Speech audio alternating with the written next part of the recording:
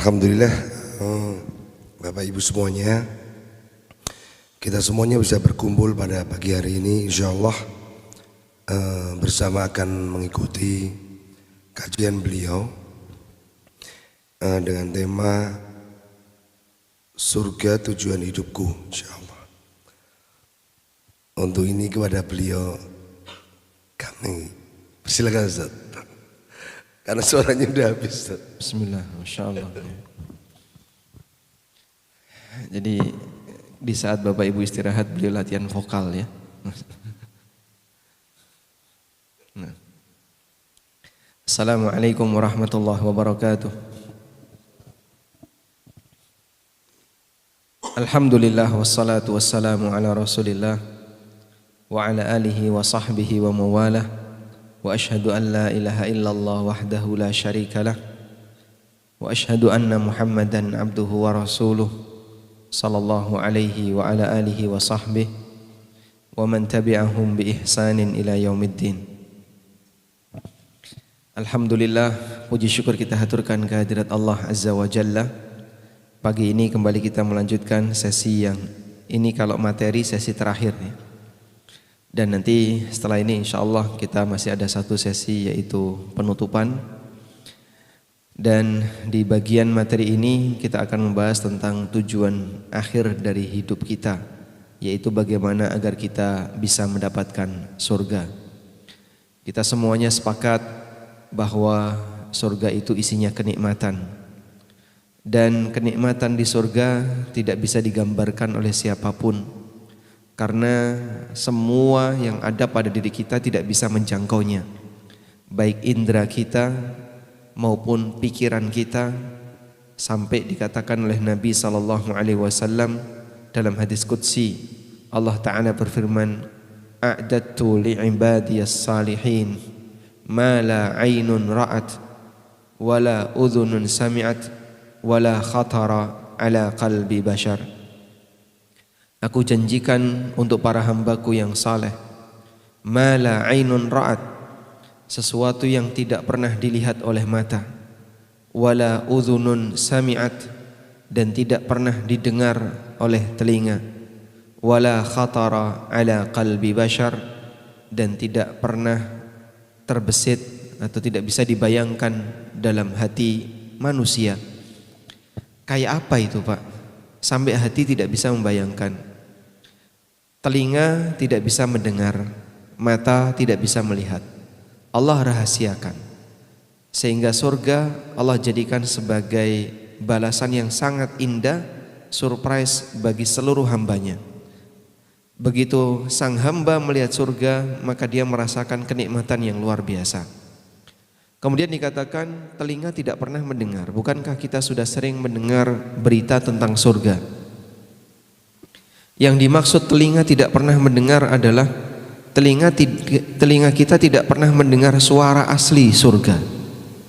Sehingga kalau kita ditanya seperti apa indahnya suara kicau burung di surga, bisa menirukan Mbak? Kayak gini suaranya. Sehingga coba Bapak buat AI bisa nggak buat suara? AI bisa buat suara? Bisa. Coba Pak, Anda buat sebuah definisi suara indah gitu ya. Suara yang paling indah, suara di taman yang paling indah pakai AI. Kemudian di situ terbayang tentang surga. Apakah seperti itu? Jelas lebih indah suara surga. Dan suara itu bisa dinikmati, sebagaimana pandangan bisa dinikmati. Maka ada kenikmatan pandangan, ada kenikmatan suara. Mana yang lebih nikmat? Kenikmatan suara atau kenikmatan pandangan? Dua-duanya. Di surga itu kenikmatan yang tertinggi ditaruh pada apa? Melihat wajah Allah, pandangan. Sehingga nikmat pandangan itu lebih tinggi daripada nikmat suara. Karena itu Allah Subhanahu wa taala jadikan nikmat tertinggi di surga bentuknya adalah pandangan, yaitu melihat wajah Allah Subhanahu wa taala. sebagaimana disebutkan dalam firman Allah di surat Yunus, lilladzina ahsanul husna wa ziyadah. Bagi orang yang berbuat baik, dia akan mendapatkan al-husna dan dia mendapatkan ziyadah. Al-husna artinya surga, wa ziyadah dan tambahannya. Tambahan di sini maknanya adalah melihat wajah Allah. Disebutkan dalam hadis dari Suhaib bin Sinan radhiyallahu anhu, Nabi SAW pernah bersabda, idza dakhala ahlul jannatil jannah, ketika seluruh penduduk surga sudah masuk surga, yaqulullahu tabaraka wa ta'ala, maka Allah Ta'ala berfirman, ya ibadi, Allah Ta'ala berfirman, wahai para hambaku, aturiduna syai'an azidukum, apakah kalian masih menghendaki sesuatu yang akan aku tambahkan untuk kalian? Maka mereka merasa apa yang kita dapatkan sudah mencukupi dan melebihi dari segalanya. Tapi Masya Allah masih ditawarkan sesuatu oleh Allah. Anda bisa bayangin ya, ada seorang tamu misalnya dikasih fasilitas yang lengkap oleh tuan rumah. Ini tempat istirahat Bapak, lengkap dengan makanan dan aneka minuman, semuanya lengkap. Tapi tuan rumah masih menawarkan, kalau butuh sesuatu tinggal pencet di sini, kami datang. Penduduk surga itu sambutan yang diberikan oleh Allah Ta'ala. Allah jadikan surga itu sebagai apa? Nuzulan min ghafurir rahim. Nuzul itu adalah hidangan sambutan sebelum ditaruh di tempat istirahat. Sambutan yang diberikan oleh Allah Subhanahu wa Ta'ala ketika para penduduk surga itu masuk surga, Allah Subhanahu wa Ta'ala bertanya, ya ahlal jannah turiduna syai'an azidukum, wahai penduduk surga, apakah kalian masih menghendaki sesuatu yang akan aku tambahkan untuk kalian? Maka mereka mengatakan, ya Rabbana alam tubayyid wujuhana wa tunjina minan nar wa tudkhilnal jannah. Ya Allah, bukankah engkau telah membuat putih wajah kami, engkau telah selamatkan kami dari neraka, dan engkau telah masukkan kami ke dalam surga. Kami masih minta apa lagi? Semuanya sudah mencukupi. Mereka lupa ada sesuatu yang belum mereka berikan, belum Allah berikan kepada mereka. Fayakshifu 'anil hijab. Lalu Allah membuka tabir. Yang tabir ini, hijab ini menghalangi pandangan hamba kepada Allah. Fayakshifu 'anil hijab. Lalu Allah membuka tabir. Fama u'tu syai'an ahabba ilaihim minan nazar ila wajhi rabbihim. Tidak ada yang lebih mereka sukai dibandingkan mereka melihat wajah Rabb mereka. Sehingga Allah Subhanahu wa Ta'ala jadikan melihat wajah Rabb kita, melihat wajah zat yang selalu kita ibadahi, yang kita sujud kepadanya, yang kita taati perintahnya. Dia bukan zat yang fiktif, tapi dia adalah zat yang ada dengan semua sifat-sifat kemuliaannya yang besok akan dijumpai oleh hamba dan hamba akan melihat kepadanya. Dia yang menciptakan semua keindahan, sehingga zat yang menciptakan semua keindahan maha indah, melebihi keindahan semua ciptaannya. Dan saat hamba itu melihat, mereka bisa merasakan ketenangan, kelezatan ketika melihat wajah Allah Subhanahu wa Ta'ala. Itu puncak kelezatan. Makanya bagian dari doa Nabi SAW, Bapak Ibu pernah nggak baca doa ini? Allahumma inni as'aluka ladzatan nadhari ila wajhika wasyauqa ila liqa'ika fi ghairi dharra'a mudirratin wala fitnatin mudillah. Allahumma zayyinna bizinatil iman waj'alna hudatan muhtadin. Allahumma inni as'aluka ladzatan nazar. Ya Allah, aku mohon kepadamu ladzatan nazar, kelezatan melihat, ila wajhika, melihat wajahmu, wasyauqa ila liqa'ika, dan aku mohon kepadamu ya Allah untuk memiliki rasa rindu untuk bisa ketemu denganmu, fi ghairi dharra'a mudirratin, tanpa harus ada ujian besar yang harus aku alami, dan bahaya yang harus aku alami. Kita minta kepada Allah Ta'ala kelezatan untuk bisa melihat wajahnya. Sudah pernah berdoa seperti ini? Belum pernah? Kalau bisa dihafalin ya. Kalau bisa dihafal. Jadi bukti harapan terbesar itu diwujudkan dalam apa? Doa. Dalam doa. Bukti kita punya harapan terbesar, obsesi terbesar itu terwujud dalam doa. Makanya doa kita kan beragam ya, tergantung dari apa? Keinginan. Harapan dan keinginan yang kita inginkan. Ya, Mas Wid, doa yang sering dibaca apa? Membahagiakan yang sering dibaca. Ya. Masuk surga. Masuk surga, Masya Allah. Itu doa yang tertinggi ya. Sehingga terkadang kita itu merahasiakan doa, karena nanti tidak orang lain tahu apa yang menjadi keinginan besar saya gitu.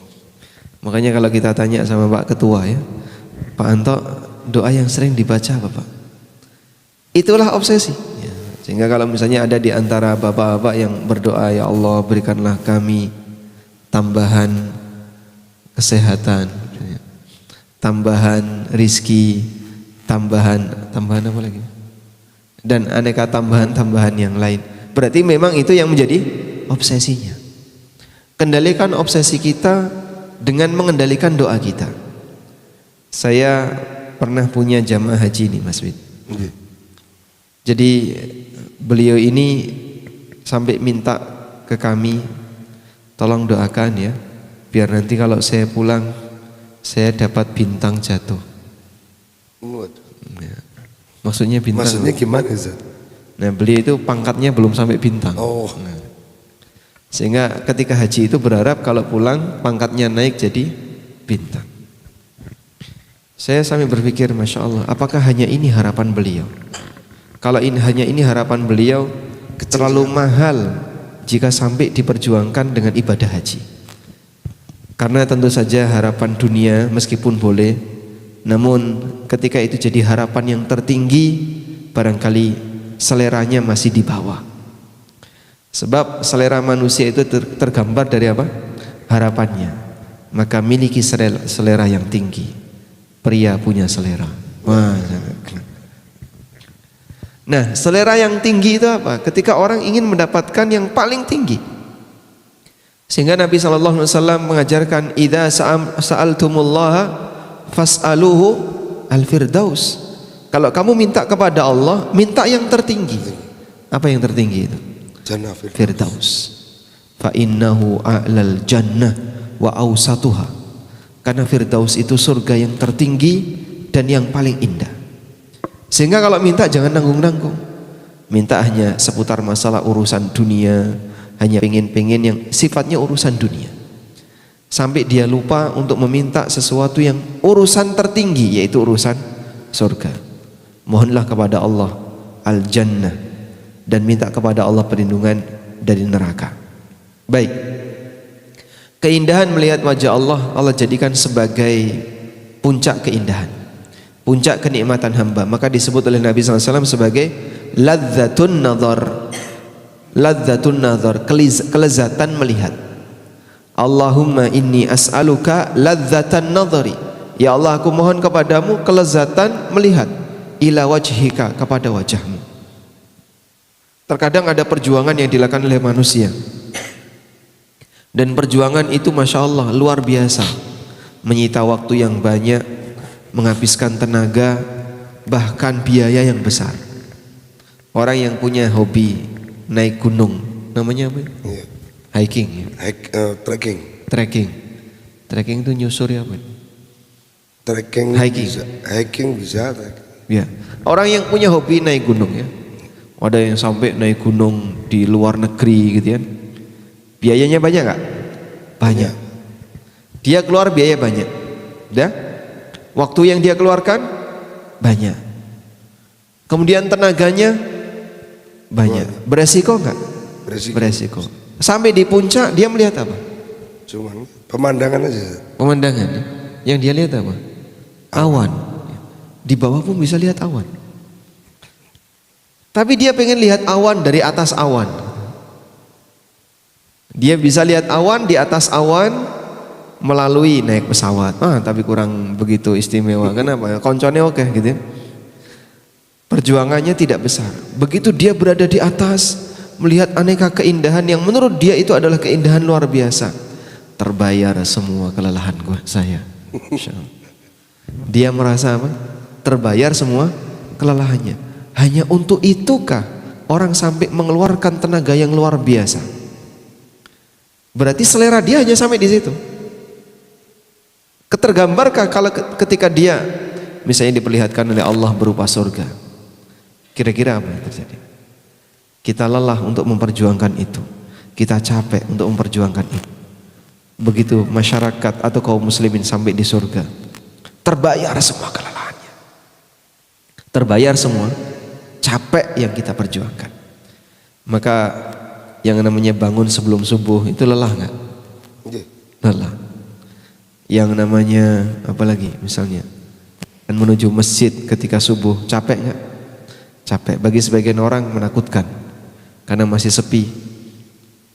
Sehingga ada banyak sekali resiko yang akan dihadapi oleh kaum muslimin ketika mereka memperjuangkan untuk beribadah kepada Allah di waktu subuh. Tapi Masya Allah, di saat ada orang yang memberanikan diri jalan kaki di kegelapan, Nabi SAW pernah mengatakan, Basyiril masya'ina fid dhulam bin nurit tam yaumal qiyamah. Kabar gembira bagi orang-orang yang berjalan di kegelapan malam dengan adanya cahaya yang sempurna besok di hari kiamat, disebabkan karena dia berjalan menuju sholat di dalam kondisi gelap. Ya. Mungkin suasana seperti ini tidak kita jumpai di kota ya. Maka sesekali ketika Bapak misalnya di tempat yang jauh dari kota, kemudian jalan menuju masjid itu gelap, Anda nikmati kegelapan itu. Karena kegelapan itu akan digantikan oleh Allah dengan apa? Cahaya. Balasan cahaya besok di hari kiamat. Namun jamaah, terkadang ada yang ketinggalan. Teman-temannya masuk surga, keluarganya masuk surga, dia ketinggalan gak masuk surga.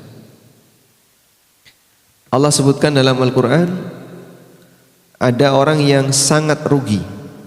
Coba Anda buka surat Az-Zumar ayat 15. Surat Az-Zumar ayat 15. Di surat Az-Zumar ayat 15, Allah Subhanahu wa taala berfirman, Fa'budu ma syi'tum min duni. Qul innal khasirin alladhina khasiru anfusahum wa ahlihim yawmal qiyamah. Ala hu dzalika huwal khusranul mubin. Qul innal khasirin.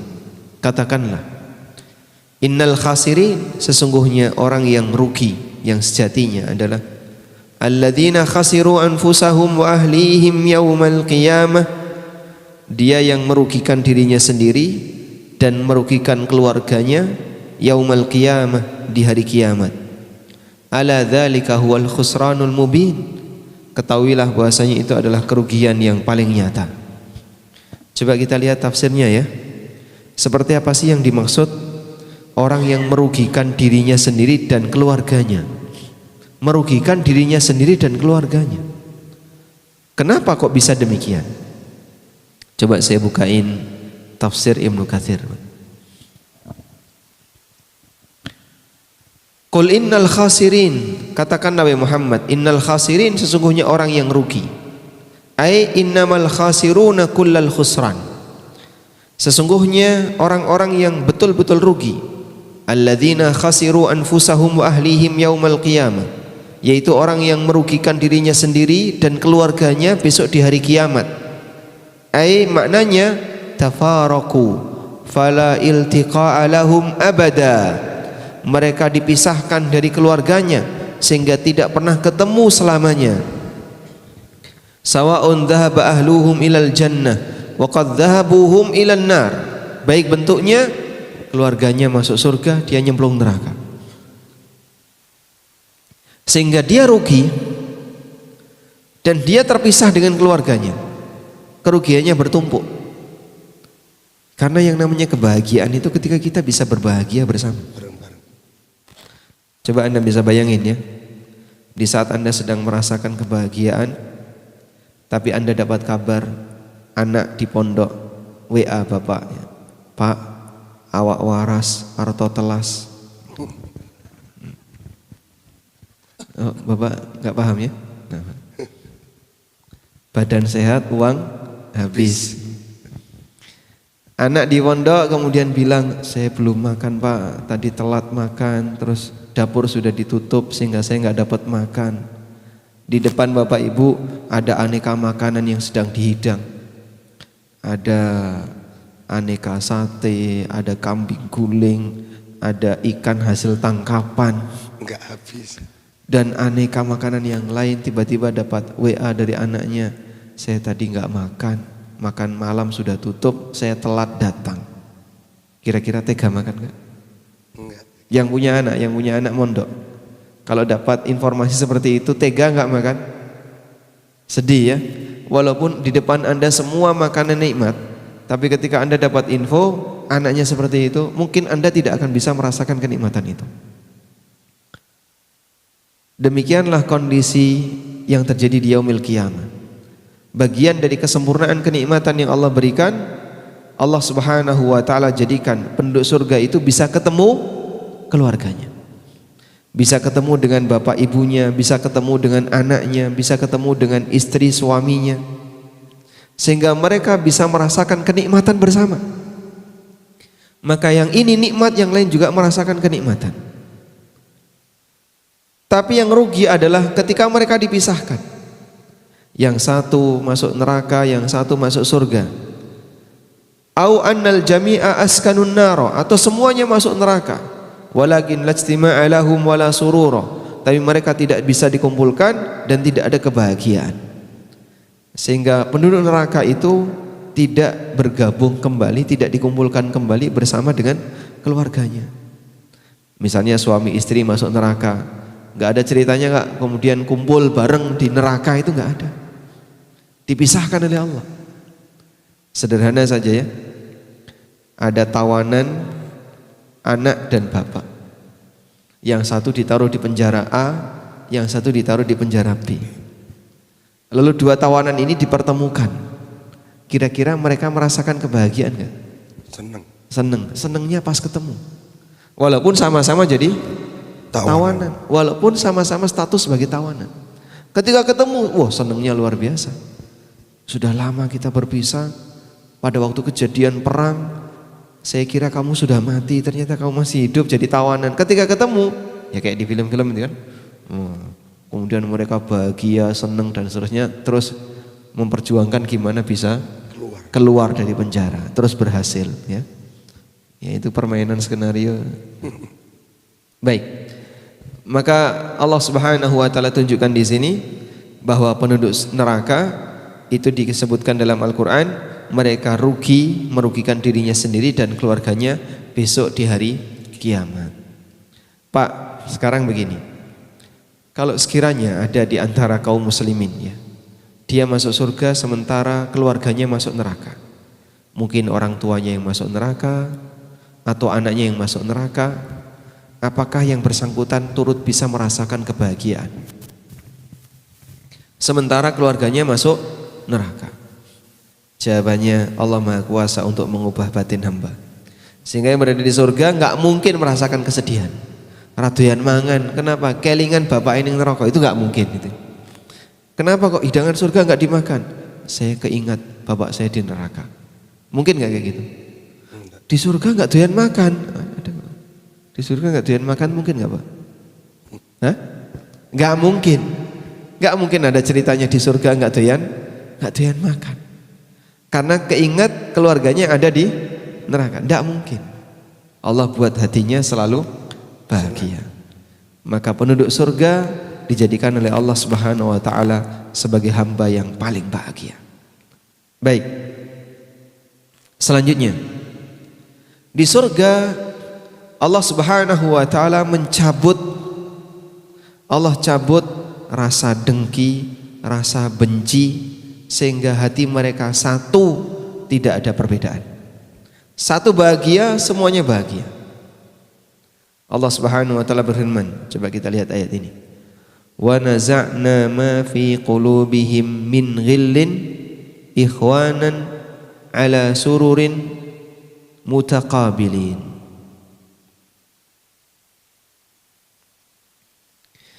Allah Subhanahu wa taala berfirman berkaitan dengan bagaimana kenikmatan yang Allah berikan kepada penduduk surga di surat Al-Hijr. Wa naza'na ma fi sudurihim min ghillin, dan kami cabut kedengkian, kebencian yang ada dalam hati mereka, sehingga antara penduduk surga meskipun dulu waktu di dunia bisa jadi mereka saling benci. Oh, ini dulu kan tetangga saya yang jengkelin itu, nah, tapi sama-sama masuk surga.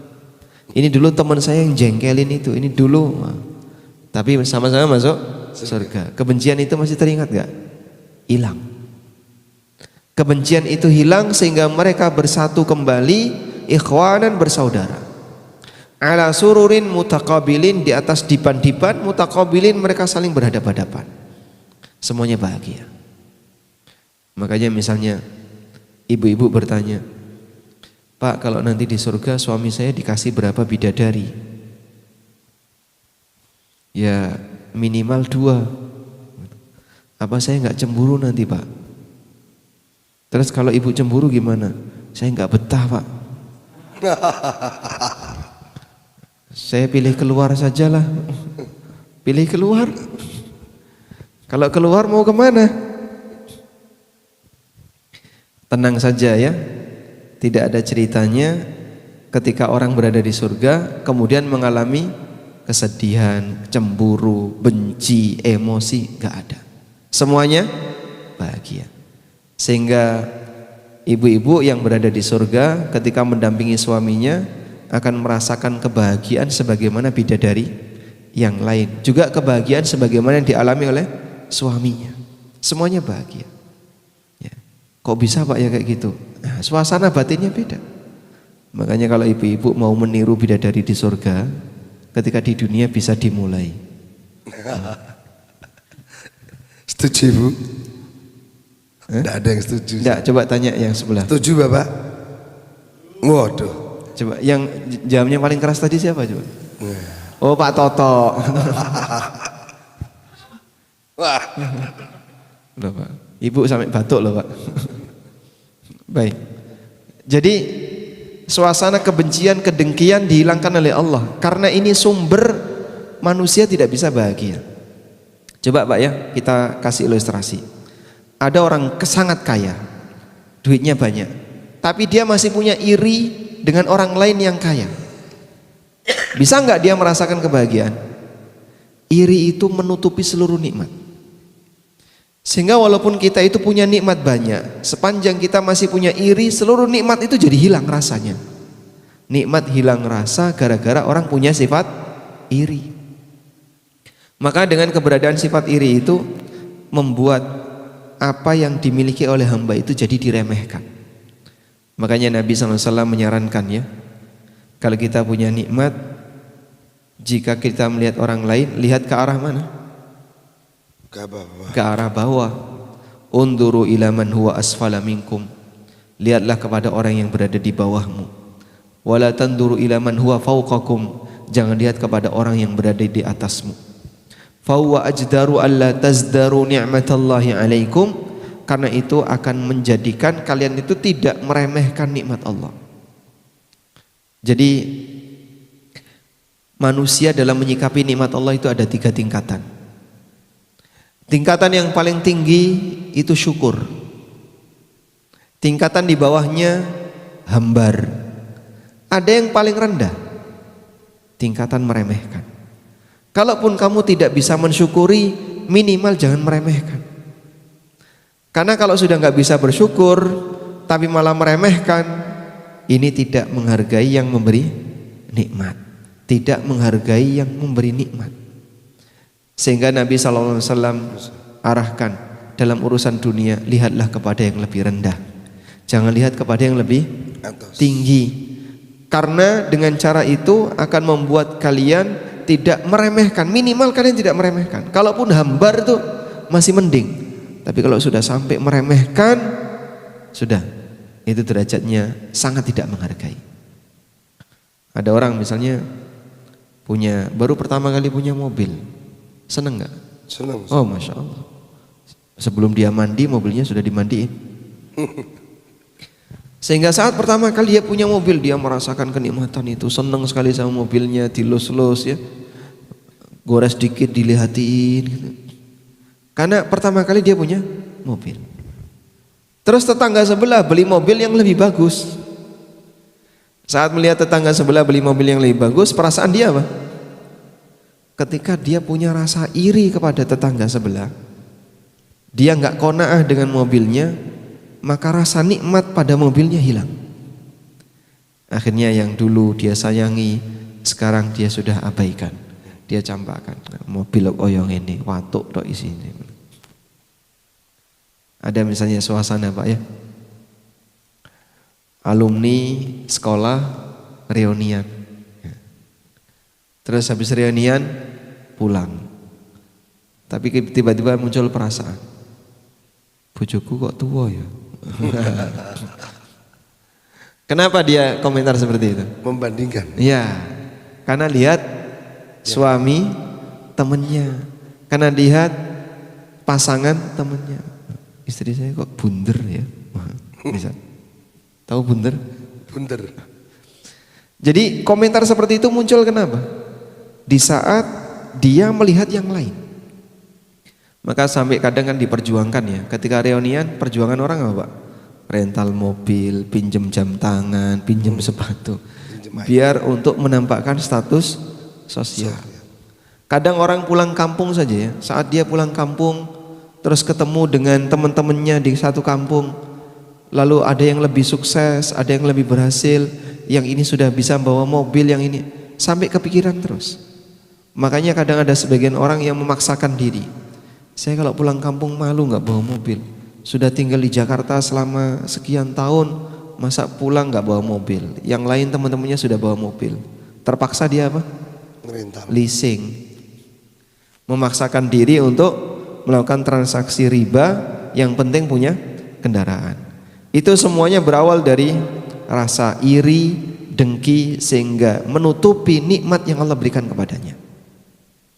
Maka penduduk surga kalau ini tidak dicabut, nikmat itu nggak ada rasa, jadinya hambar. Kata Ibnul Jauzi rahimahullah, Allah subhanahu wa ta'ala mencabut kenikmatan, atau Allah mencabut rasa hasad dari penduduk surga. Walaula nuzi'a lan ghassu aishuhum, andaikan rasa kedengkian itu tidak dicabut oleh Allah, maka kehidupan mereka akan menjadi kehidupan yang susah. Walaupun mereka punya banyak kenikmatan, tapi irinya masih ada. Lihat orang di atasnya, loh itu kok bidadarinya lebih banyak gitu misalnya. Hilang rasa dengan apa yang dia miliki. Maka jamaah yang dimuliakan Allah, kata kunci tidak dengki, tidak iri ini luar biasa. Sebab bagian inilah yang menyebabkan sebagian hamba itu jadi hilang rasa terhadap nikmat yang Allah berikan kepadanya. Baik, selanjutnya di surga itu ada pasar. Di surga ada pasar. Percaya nggak Bapak Ibu di surga ada pasar? Percaya. Karena Anda pernah mendengarnya. Kalau nggak pernah mendengarnya, kita mempertanyakan, masa di surga ada pasar? Ngapain di surga ada pasar? Mau belanja apa coba? Semuanya tinggal minta. Tunggu dulu. Hadis riwayat Muslim, Rasulullah SAW bercerita tentang adanya pasar di surga. Gimana bentuk pasar di surga Pak? Terus ngapain mereka di pasar surga? Di pasar surga mereka tidak belanja. Ada dua tafsir yang disampaikan oleh para ulama tentang makna pasar surga. Coba saya sebutkan ya. Ini ada satu buku Mas Wid ya. Saya punya buku judulnya Pasar Muslim dan Dunia Makelar. Coba mana sih? Pasar Muslim. Nah ini. Ini ada hadis tentang pasar di surga, halaman 33. Ini lawan terlalu jauh.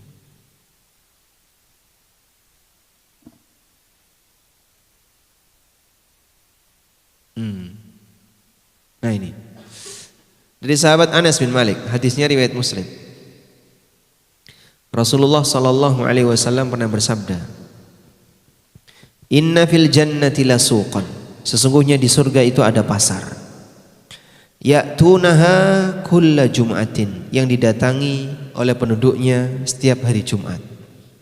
Berarti di surga masih ada hari, Pak? Masih. Makanya ada istilah hari Jumat. Fatahubbu rihus syamal. Lalu mereka ketika di pasar ditiup oleh angin utara. Dan angin utara itu bagi masyarakat Arab angin yang mendatangkan kebaikan. Berarti sebentar lagi musim semi, sebentar lagi kita akan menikmati buah. Fatahsu fi wujuhim wa thiyabihim. Lalu angin itu menerpa wajah dan baju mereka dan pakaian mereka.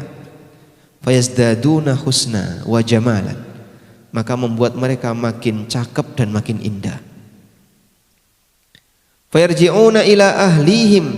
Lalu lelaki surga ini pulang ke rumah istrinya. Pulang menemui istrinya. Wa qad izdadu husnan wa jamala. Dan istrinya pun bertambah indah, bertambah cantik dan bertambah cakep. Fayaqulu lahum ahluhum.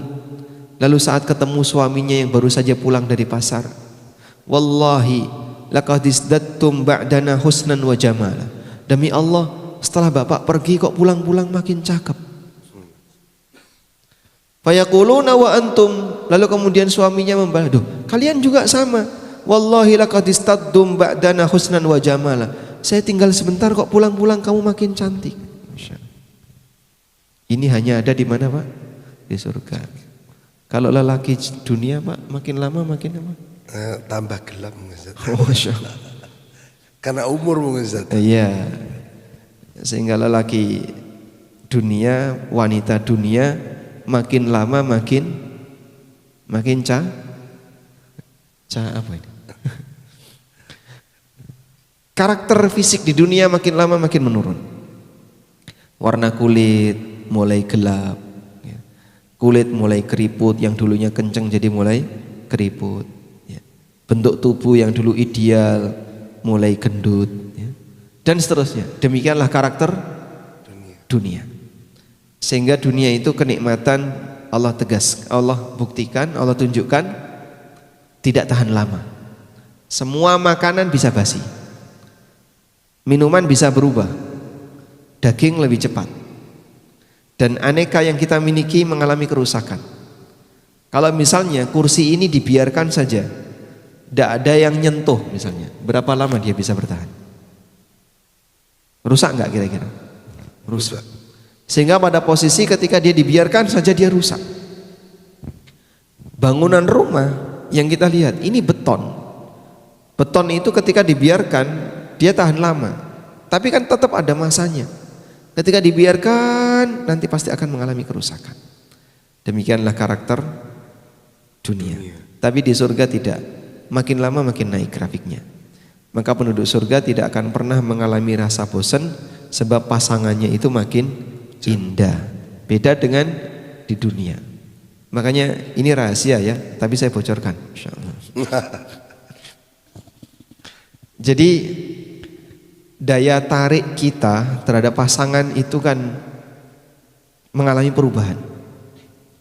Ketika di awal kita menikah, daya tariknya karena fisik. Daya tariknya dominan karena fisik. Sehingga si A tertarik menikah dengan si B karena fisik. Tapi daya tarik ini mengalami penurunan. Namun di saat fisiknya menurun, mukmin ada yang mengalami kenaikan. Apa itu, Pak? Akhlak. Sehingga fisik nurun, akhlak naik. Pada posisi grafik yang satu nurun, yang satu naik, maka kekurangan di sini ditutupi dengan kelebihan di sana. Sehingga kalau bapak-bapak ingin lebih dicintai oleh istrinya, usahakan ya, makin tua makin berakhlak. Ibu-ibu biar dicintai oleh suaminya, makin senior, makin tua, makin berakhlak. Kekurangan fisik Anda dengan usia tua ditutupi dengan kelebihan akhlak yang Anda miliki. Begitu ya? Yes. Masya Allah. Masya Allah. Ya. Ini teori ya. Tinggal dipraktekkan kalau bisa. insya Allah. Karena kita kalau mau bertahan seperti penduduk surga nggak mungkin. Penduduk surga oleh Allah Ta'ala dibuat makin lama makin cakep, makin indah.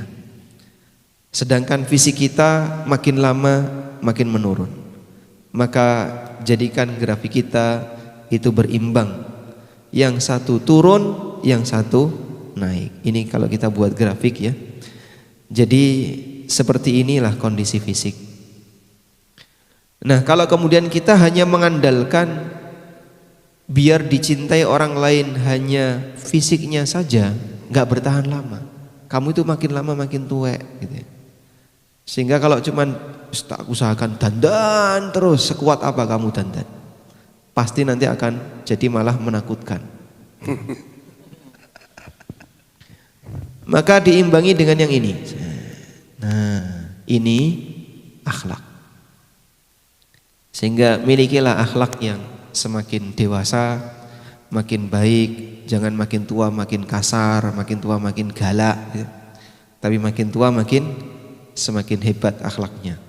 Kekurangan yang ada di sini ditutupi dengan kelebihan yang ada di atasnya. Baik. Kemudian kembali ke tadi ya, tentang pasar surga. Nah, sebagian ulama mengatakan bahwa pada kondisi, karena ada disebutkan dalam sebuah riwayat ya, pada kondisi ketika mereka itu makin cakep, ternyata di sana ada bursa, namanya bursa wajah. Bursa wajah itu gimana Pak? Penduduk surga itu ketika datang ke pasar, Allah sediakan banyak aneka wajah pilihan. Yang itu mirip-mirip gitu ya, entah gimana. Kemudian dia milih, saya mau wajah yang seperti ini. Tiba-tiba berubah dia menjadi wajah yang seperti itu dan lebih cakep daripada sebelumnya. Tapi tidak berubah entitasnya. Jadi tetap dia adalah dia. Cuman ada perubahan dari keindahan wajahnya. Terus dia pulang, maka menemui istrinya, lalu terjadi dialog tadi. Meskipun riwayat ini dinilai dhaif oleh sebagian ulama. Dan ada yang mengatakan bahwa penduduk surga ketika mereka berada di surga, lalu ke pasar surga, ketemu dengan teman-temannya.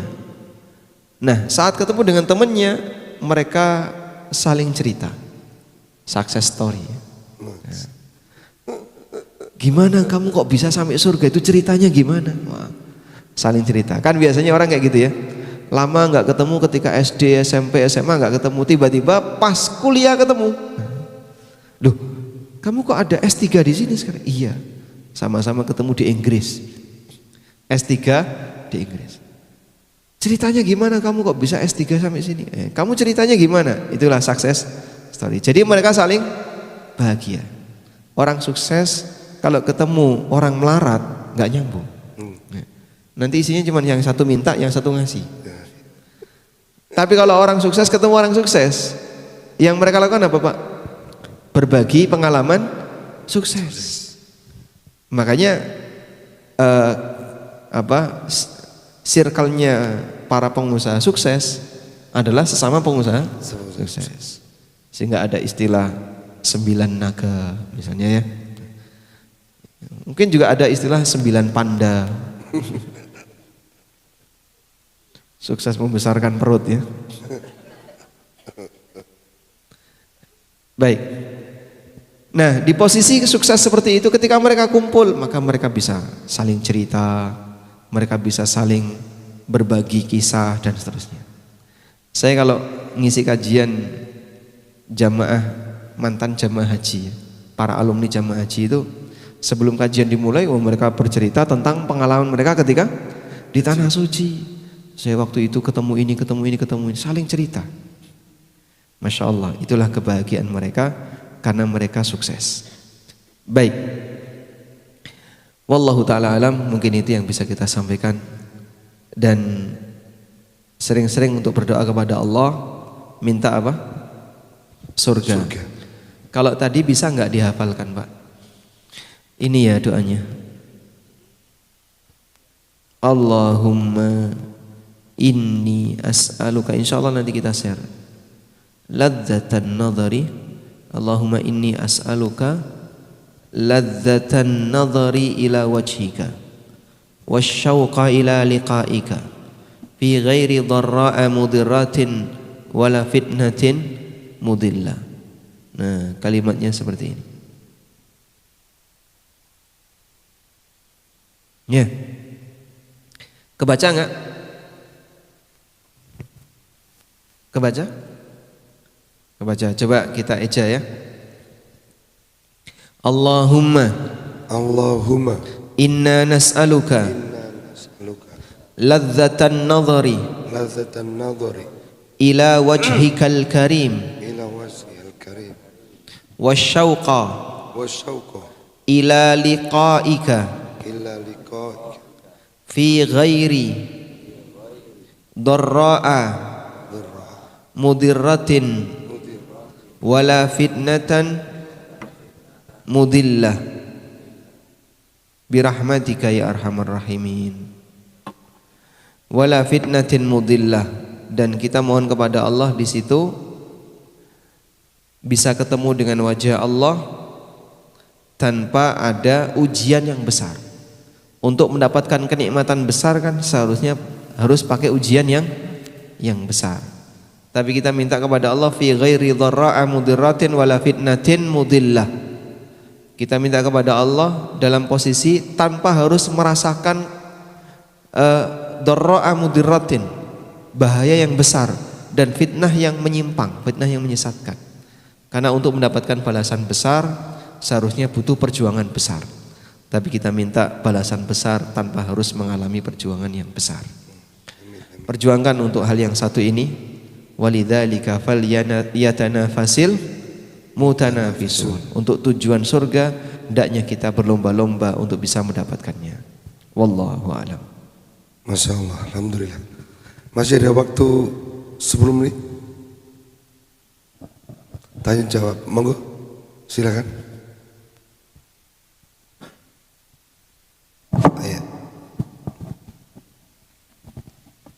Aywan.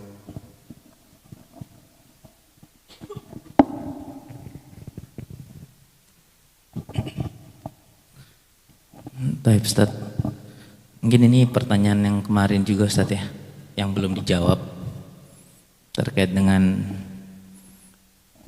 kehidupan kita ini Ustaz, untuk memaknai rezeki Ustaz yang udah ditentukan Ustaz. Kalau kita tahu bahwasanya dalam hidup ini kan ada yang disebut dengan kompetitor dan kompetisi ya Ustaz. Maksudnya kadang kita sulit melihat kompetitor tanpa melalui sebuah kompetisi gitu Ustaz. Kalau misalnya semua strategi bisa di-copy, tapi kan rezeki ini nggak bisa dipaste ya, gitu ya. Maksudnya adalah ini wadah rezeki itu kayak gimana Ustaz ya? Sehingga kita ini sibuk terus kerja gitu Ustaz.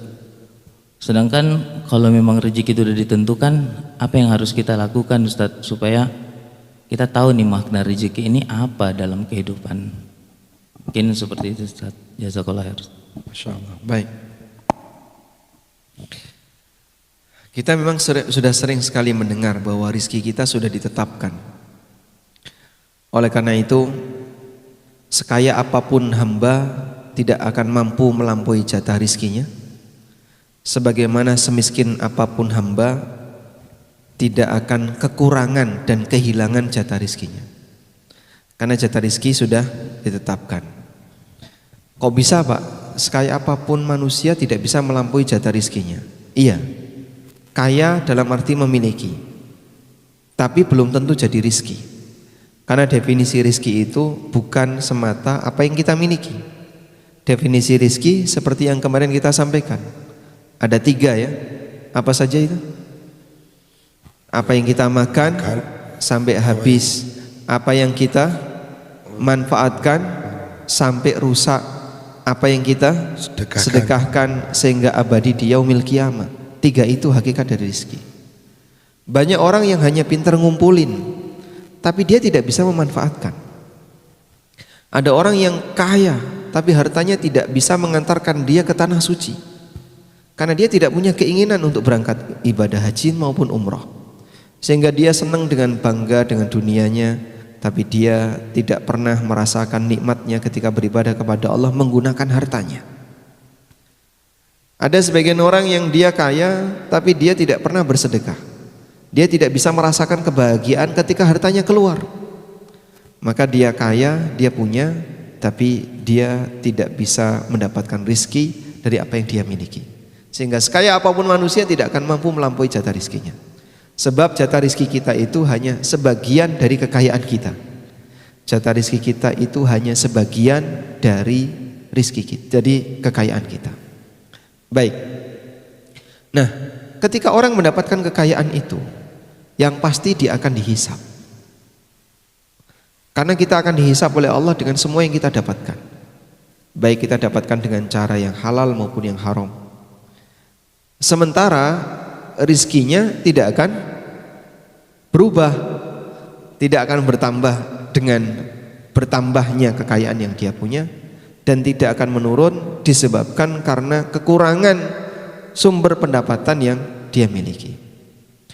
Baik, selanjutnya Pak, lalu apa yang bisa kita pahami terkait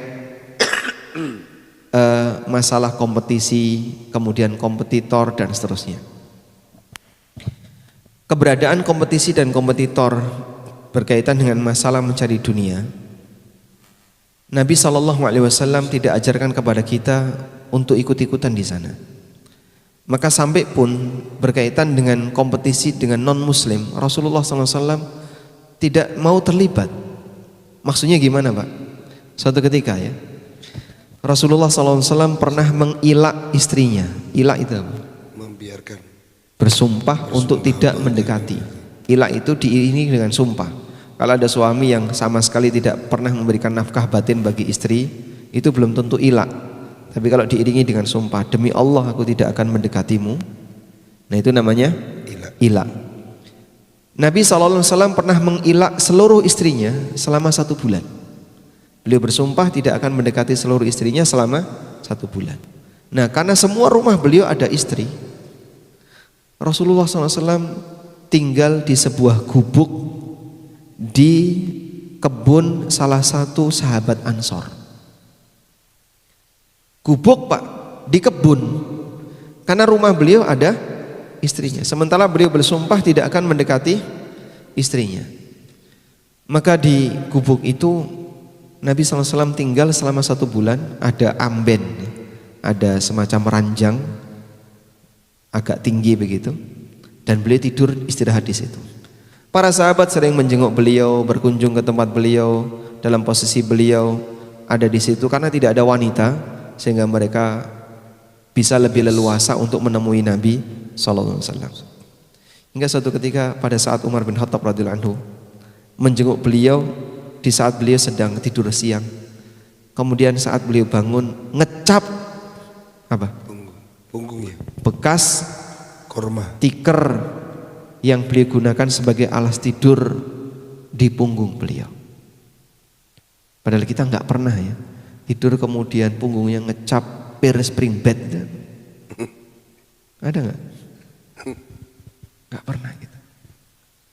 Sehingga kita tidur di tempat yang empuk, itu pun masih ditambahi dengan aneka lapisan, saking empuknya sampai gak bangun-bangun. Nabi SAW ketika bangun tidur ngecap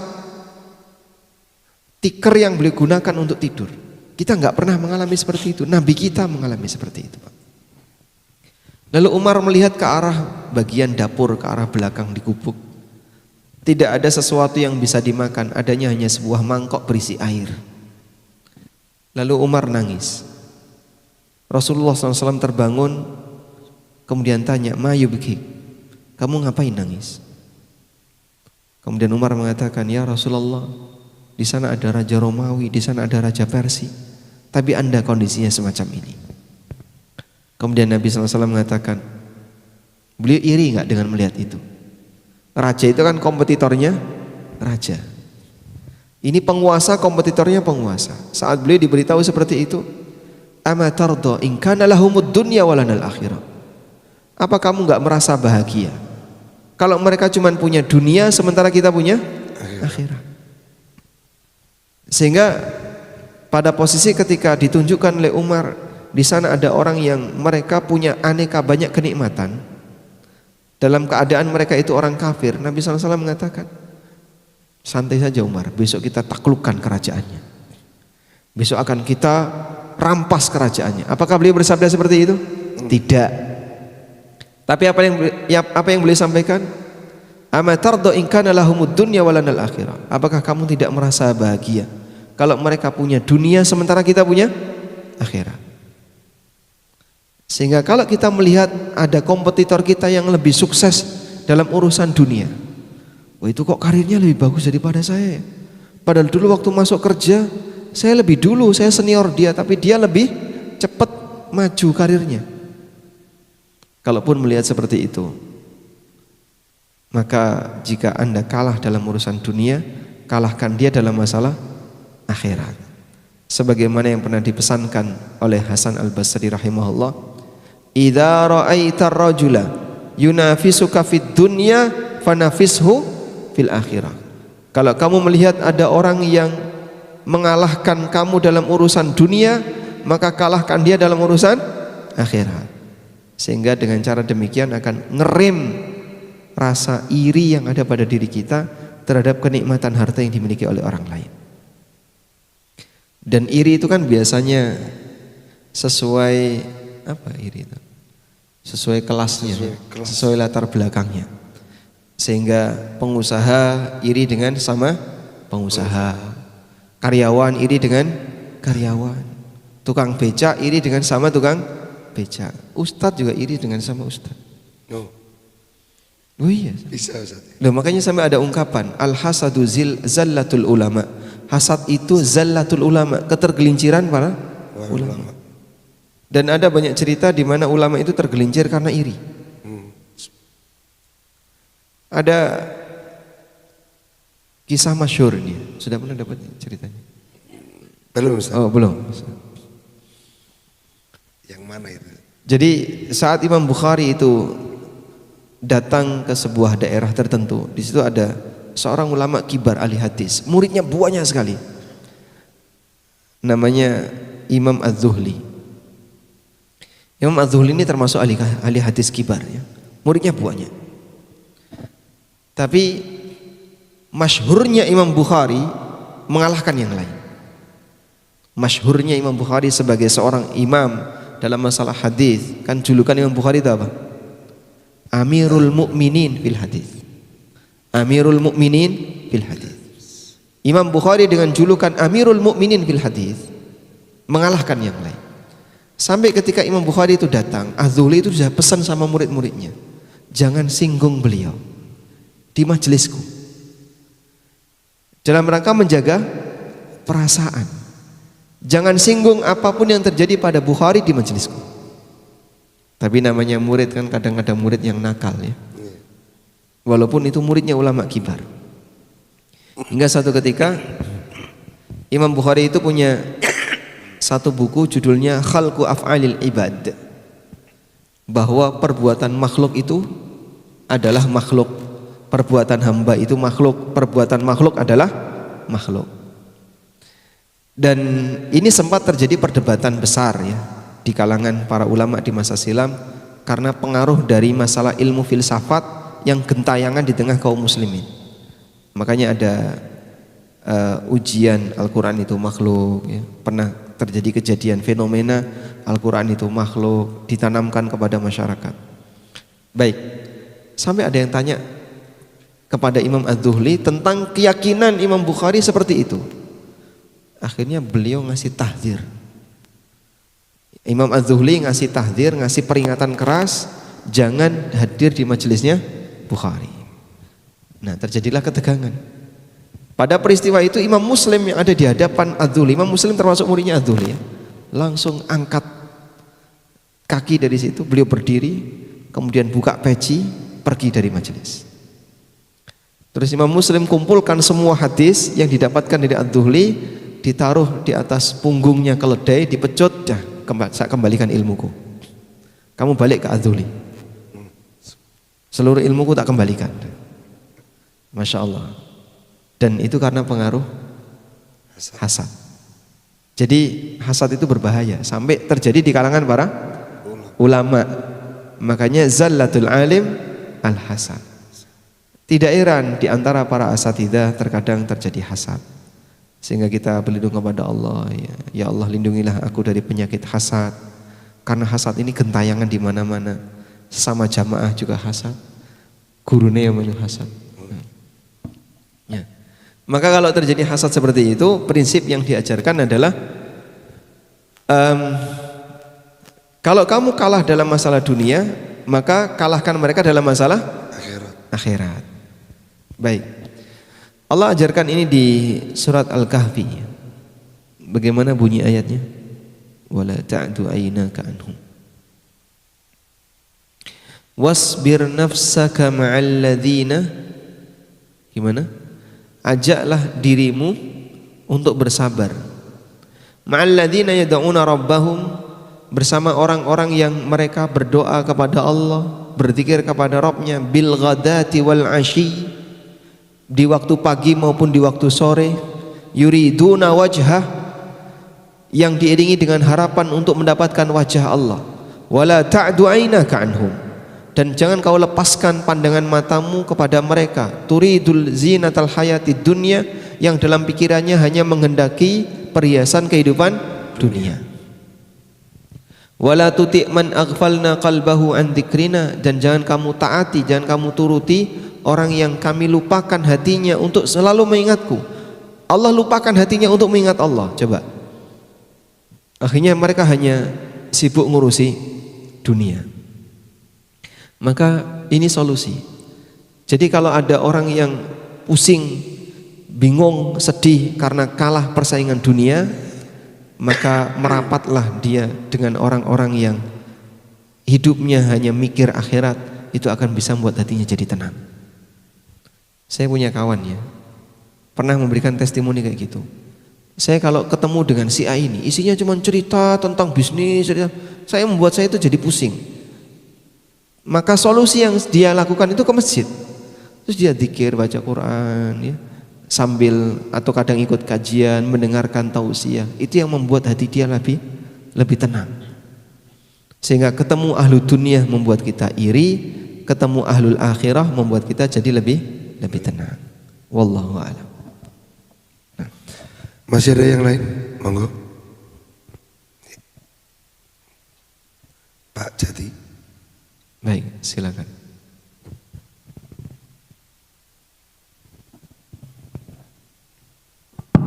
Bismillah. Izin pertamanya Ustadz terkait dengan tafsir dari Quran surat At-Tur 21 Ustadz, di mana kita akan dikumpulkan dengan keluarga di surga kelak ya, baik dengan anak, cucu. Itu seperti apa Ustadz tafsirnya dan penjelasannya? Syukran jazakallahu khair. Barakallahu fiik. Allah Ta'ala berfirman di surat At-Tur ayat 21. Walladzina amanu wattaba'athum dzurriyyatuhum biimanin alhaqna bihim dzurriyyatahum wama alatnahum min amalihim min syai' kullu mri'in bima kasaba rahin. Walladzina amanu, orang-orang yang beriman, wattaba'athum dzurriyyatuhum biimanin, lalu diikuti oleh anak keturunannya dalam iman. Alhaqna bihim dzurriyyatahum, maka akan kami gabungkan mereka bersama dengan anak keturunan mereka. Wa ma alatnahum min amalihim min syai', dan kami sama sekali tidak mengurangi amal mereka. Jadi begini, dalam satu keluarga Allah akan memasukkan mereka ke dalam surga. Dalam satu keluarga itu tingkat takwanya sama atau beda? Berbeda. Ya? Berbeda. Mungkin bapak lebih bertakwa daripada anak, atau anak lebih bertakwa daripada bapak. Ada kayak gitu? Ada ya? Sehingga salah satu lebih bertakwa dibandingkan yang lain. Baik. Dalam posisi ketika salah satu lebih bertakwa dibandingkan yang lain, karena takwanya beda, berarti derajat surganya sama atau beda? Berbeda. Derajat surganya beda. Kenapa? Karena tingkat takwanya beda. Yang lebih bertakwa mendapatkan derajat surga lebih tinggi daripada yang kurang bertakwa. Pada posisi ketika derajat di surganya itu beda. Sementara Allah mengatakan alhaqna dzurriyyatahum, alhaqna bihim dzurriyyatahum, kami kumpulkan mereka bersama dengan keturunannya. Bagaimana caranya? Ada dua kemungkinan. Kemungkinan yang pertama, yang berada di atas diturunin ke bawah. Wahai bapak, anakmu ada di bawah. Aku akan mengumpulkan kamu dengan anakmu. Kamu berada di surga grade 9, anakmu di grade 5. Maka yang di 9 turun ke 5. Biar ketemu dengan anaknya. Ini kemungkinan yang pertama. Kemungkinan yang kedua, yang di bawah dinaikin ke atas. Wahai bapak, anakmu berada di atas. Kamu di surga grade 3, anakmu di grade 10. Maka dinaikin dari 3 ke 10 agar kamu ketemu dengan anakmu. Baik, dari dua kemungkinan ini mana yang mungkin? Hah? Yang bawah dinaikkan. Ya, kalau yang atas diturunin dolim. Dia seharusnya dapat pahala yang atas, tapi diturunin. Kan jadinya apa? Mengurangi. Padahal Allah tegaskan, wa ma alatnahum min amalihim min syai'. Allah tidak mengurangi pahala mereka sedikit pun. Maka yang atas tidak diturunin di bawah, tapi yang bawah dinaikkan ke atas. Maka anak itu investasi. Sehingga kita berharap ya, kalau orang tua kayak kita ini kan mungkin dulu waktu kecil pernah berbuat banyak maksiat Pak ya. Judi kelereng, nonton film horor, ikut nonton bioskop, bahkan pernah praktek riba sebelum kita kenal riba, dan aneka yang lainnya. Di kantin sering ngemplang kan. Utang gak bayar ya. Nah kita berharap semoga anak-anak kita lebih bersih daripada orang tuanya. Kita jadikan anak ini lebih bersih daripada orang tuanya. Anak kita tidak pernah judi kelereng. Sudah gak ada kan zaman kayak gitu? Nggak ada. Dan kita cegah jangan sampai kamu bermain judi, walaupun pakai kelereng, pakai karet. Kita cegah anak kita praktek riba. Alhamdulillah. Yang kecil-kecil, coba itu masnya kelas berapa? Kelas 5. Sudah pernah transaksi riba belum? Masya. Jadi mereka lebih bersih, maka pertahankan kebersihan itu sampai mereka dewasa.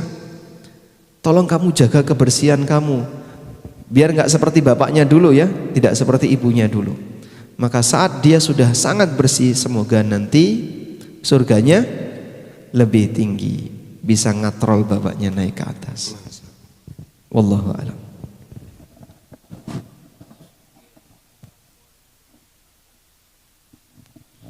Orang tuanya bisa di neraka, bisakah dinaikkan ke surga? Jawabannya bisa, asal diizinkan oleh Allah. Sehingga syafaat bisa terjadi antar mukmin kepada mukmin yang lain. Dengan syarat orang tuanya yang di neraka adalah mukmin. Kalau orang tuanya kafir, bisa enggak? Coba lihat dialog ini, Pak. Sudah pernah dengar dialog ini? Dialog yang antara Ibrahim dengan bapaknya. Ibrahim pernah dialog dengan bapaknya. Atau Ibrahim dialog dengan bapaknya besok di hari kiamat. Coba saya bacakan hadis ini ya. Hadisnya riwayat Bukhari Pak ya. Hadis sahih Bukhari.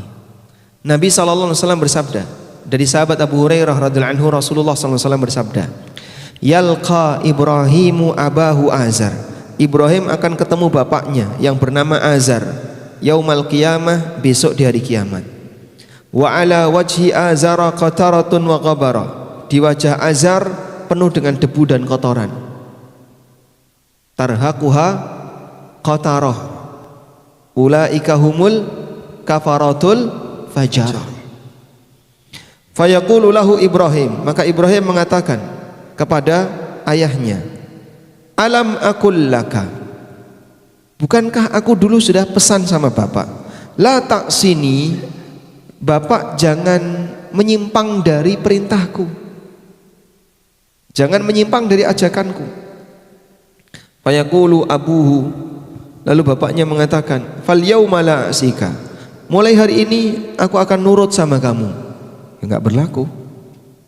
Dulu ditawari Ibrahim untuk bertauhid, meninggalkan berhala, bapaknya enggak bersedia, pengen tetap berbuat syirik. Fayaqulu, kemudian Ibrahim memperjuangkan.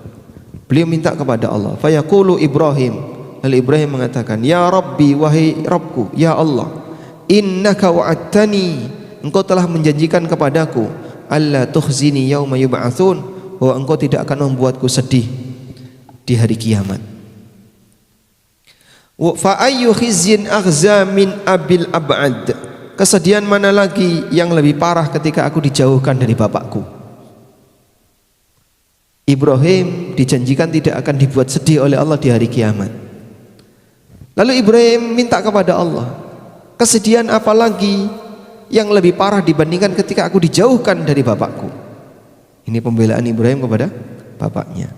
Fayaqulullahu ta'ala, lalu Allah ta'ala berfirman, inni haramtul jannata 'alal kafirin, aku haramkan surga bagi orang kafir. Itu aturan baku. Kaidah ini nggak bisa ditawar, sehingga tidak ada istilah gara-gara anaknya punya jabatan terus bapaknya diselamatkan. Tidak ada. Itu kalau di dunia mungkin, sehingga hukum tajam ke bawah, tumpul ke atas, bisa dimanipulasi. Kalau di akhirat nggak bisa. Walaupun seorang nabi yang dia sudah berusaha untuk menyelamatkan bapaknya, Allah nggak kabulkan ketika bapaknya dalam posisi mati kafir.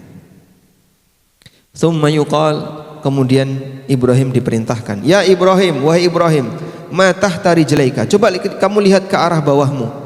Fayanduru, kemudian Ibrahim lihat ke arah bawah, fa idza huwa bidzibhin multatikhin, tiba-tiba di bawah Ibrahim itu ada bangkai zibkhin, bangkai hina.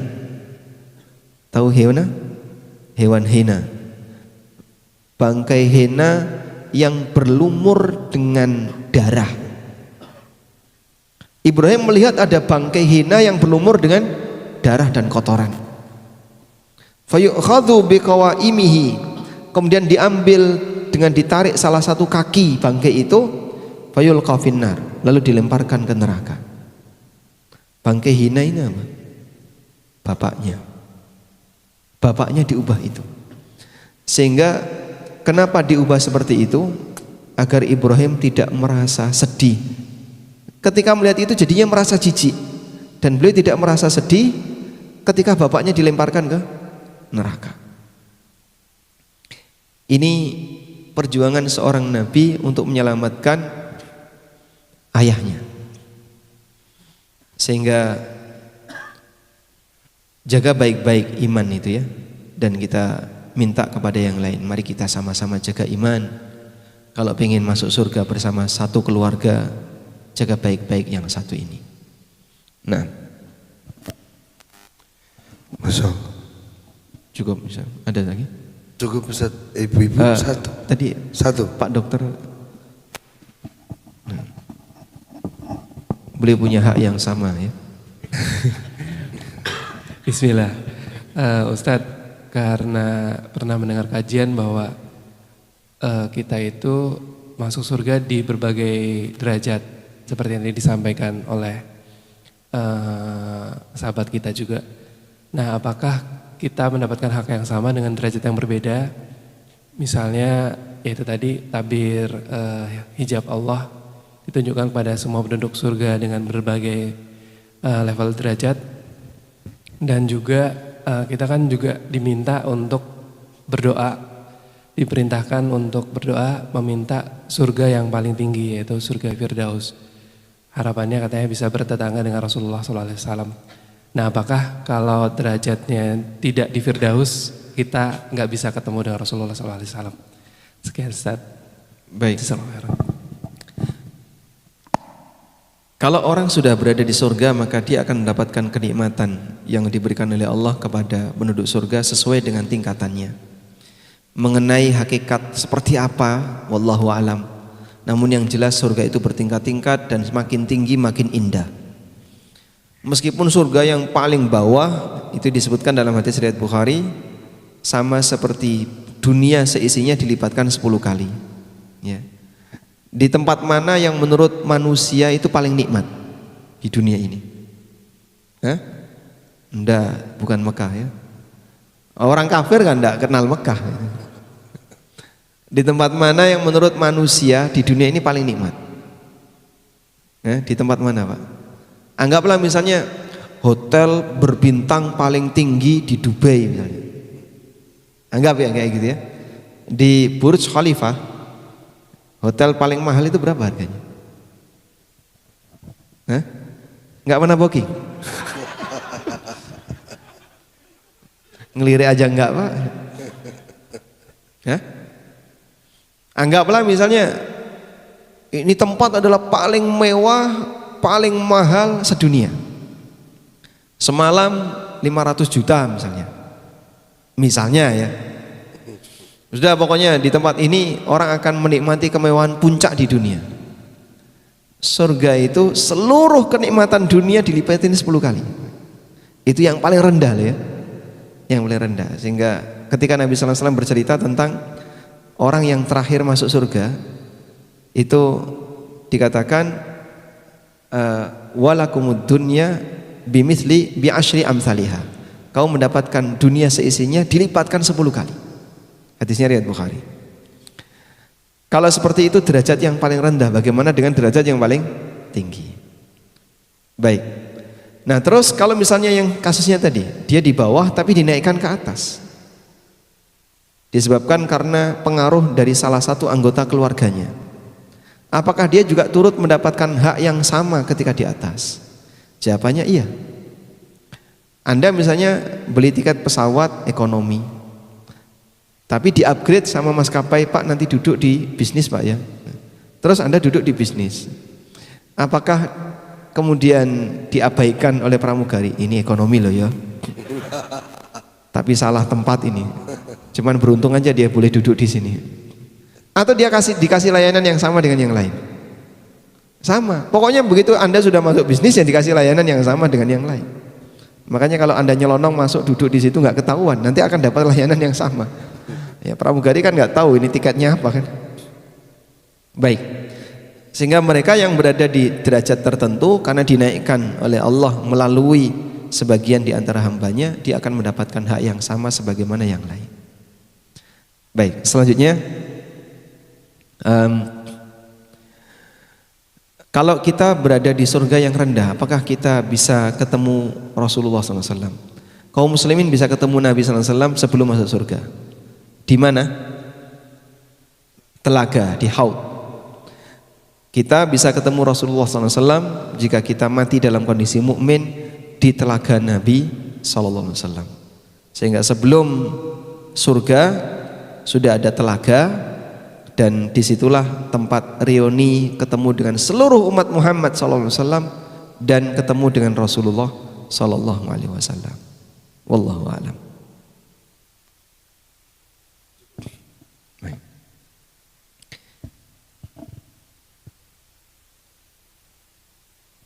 Ganti ini.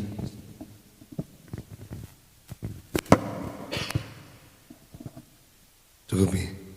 Baiklah, alhamdulillah. Jazakallah khairan kepada Ustaz Ami yang telah memberikan wejangan buat kita semuanya. Semoga Allah SWT mengumpulkan kita semuanya di surga Allah insyaallah. Marilah session yang terakhir ini kita akhiri dengan kafaratul majlis.